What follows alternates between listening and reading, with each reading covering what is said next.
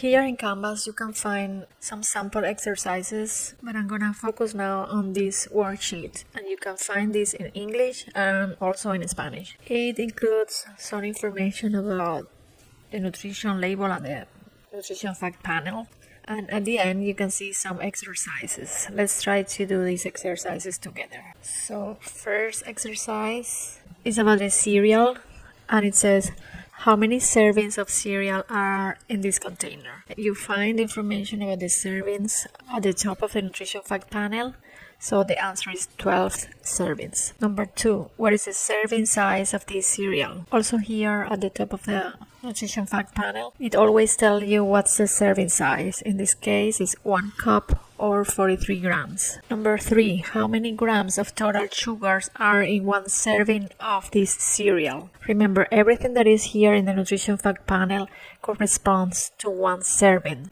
If the question is telling you how many grams of total sugars are in one serving, then it's right away the number you see on the nutrition fact panel. Total sugars, it says 7 grams. How many grams of added sugars are in one serving of this cereal? It says it has 3 grams of added sugars. These numbers will change if instead of asking you how many grams are in one serving, the question refers, for example, to how many grams in 2 servings.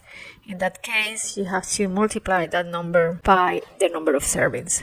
And that's the answer to the first question. Let's see the second question. How many servings of yogurt are in this container? 2 servings. What is the serving size of this yogurt? It says the serving size is 170 grams or 3/4 of a cup. How many grams of total sugar are in one serving of this yogurt? You come here and it says total sugar in here, and there are 9 grams.